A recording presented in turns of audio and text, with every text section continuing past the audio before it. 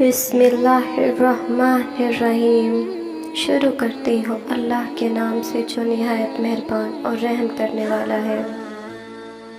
انسان تب بے سکون ہوتا ہے جب وہ ان معاملات کو بھی اپنے ہاتھ میں لینے کی کوشش کرنے لگتا ہے جو صرف اور صرف اللہ کی دسترست میں ہے۔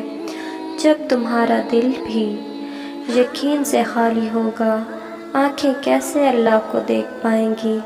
جب تمہیں اپنی دعاؤں پر توکل نہیں ہوگا تو پھر تم اجر کے حقدار ٹھہراؤ جاؤ گے۔ موت سے تمہارے اندر ہوتے ہیں، موت سے تمہارے دل کے راستے سے تمہارے دل تک پہنچتے ہیں۔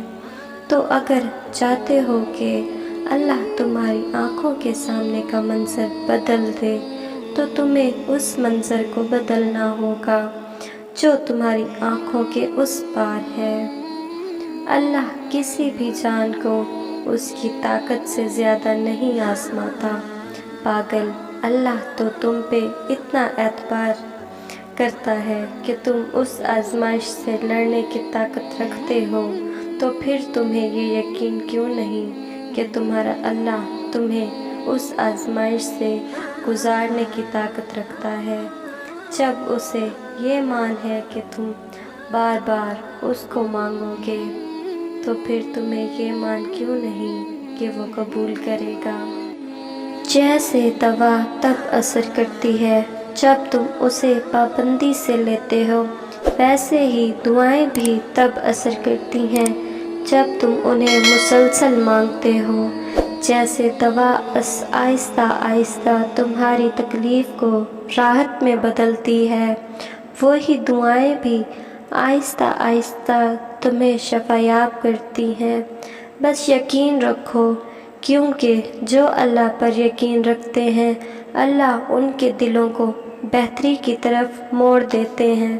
صبر تمہیں توڑ دے گا، تمہاری روح کو جھنجھوڑ دے گا، تمہارے وجود کو زیرہ زیرہ کر دے گا، تمہیں اتنا تھکا دے گا، تمہیں لگے گا یہی تمہاری کہانی کا اختتام ہے۔ لیکن تم پھر بھی دعا مانگنا مت چھوڑنا، تم پھر بھی اللہ کو پکارنا مت چھوڑنا۔ آزمائشیں تمہیں گیو اپ کرنے کی وجہ دیں گی، لیکن تمہیں اللہ کی محبت کے لیے آگے بڑھنا ہے۔ تمہیں اللہ کا وعدہ یاد رکھنا ہے، تمہیں یہ یاد رکھنا ہے کہ اللہ صبر کرنے والوں کو پسند کرتا ہے۔ تمہیں یہ کبھی نہیں بھولنا کہ اللہ نے صبر کرنے والوں کا ساتھ نبھانے کا وعدہ کیا ہے۔ تمہیں اللہ کے وعدوں پر یقین رکھ کر آگے بڑھتے جانا ہے، کیونکہ موت سے توکل کرنے والوں کے دلوں کے لیے ہوتے ہیں۔ صبر تو بس کن کہنے کے پہلے کی آزمائش ہوتی ہے۔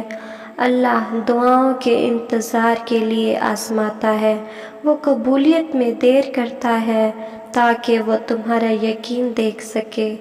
اور جو تم مانگ رہے ہو، کیا تمہیں واقعی اس کی چاہ ہے؟ وہ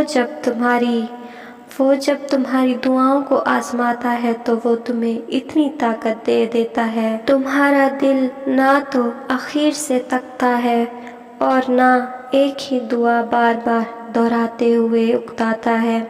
اگر دل کو اتنا سمجھانے کے باوجود بھی دعا کا خیال نہیں جا رہا تو مانگتے رہو، شاید تمہاری دعائیں معجزوں کے قریب ہوں، شاید اب تمہاری صلاح کا وقت ہو، تبھی اللہ نے تمہیں اس دعا پر اٹکا رکھا ہو، شاید یہ آخری موقع ہو وہ پانے کا جو تم نے کھو دیا تھا۔ اللہ نے قرآن مجید میں بڑے افسوس کے ساتھ فرمایا ہے کہ انسان بڑا ناشکرا ہے کہ اگر اسے کچھ نہ ملے تب بھی وہ شکوہ کرتا ہے، اور اگر سب کچھ مل جائے تب بھی وہ گلہ کرتا ہے۔ اگر اسے سب مل جائے تب بھی وہ اس کی قدر نہیں کرتا۔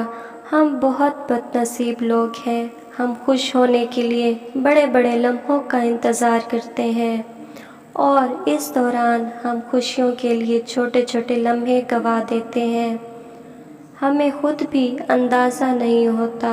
اللہ پاک قرآن مجید میں فرماتا ہے کہ تم شکر ادا کرو گے تو میں تمہیں زیادہ دوں گا۔ کتنا عجیب ہے، آپ کو آپ کی وہ نعمتیں نظر نہیں آتی جو اللہ نے آپ کو آپ کی اوقات سے زیادہ دے رکھی ہیں۔ پتہ ہے نعمتیں پانا بڑا آسان ہوتا ہے، ان نعمتوں کو سنبھال کر رکھنا بہت مشکل۔ تو آپ اپنی نعمتوں کو سنبھال لیں، آپ شکر کی عادت ڈال لیں۔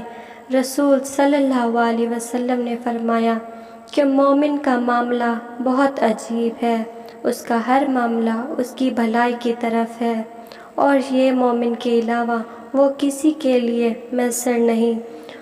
اسے خوشی اور خوشحالی ملے تو وہ شکر کرتا ہے اور یہ اس کے لیے اچھا ہوتا ہے، اور اگر اس کو کوئی نقصان پہنچے تو وہ اللہ کی رضا کے لیے صبر کرتا ہے، کیونکہ یہ بھی اس کے لیے بھلائی ہوتی ہے۔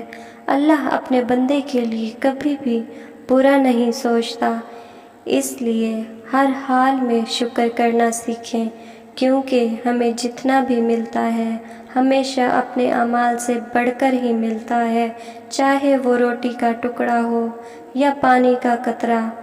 آج کی ویڈیو اچھی لگی ہو تو اس کو لائک کریں اور دوستوں کے ساتھ شیئر کریں، اور میرے چینل کو سبسکرائب کریں۔ اللہ حافظ۔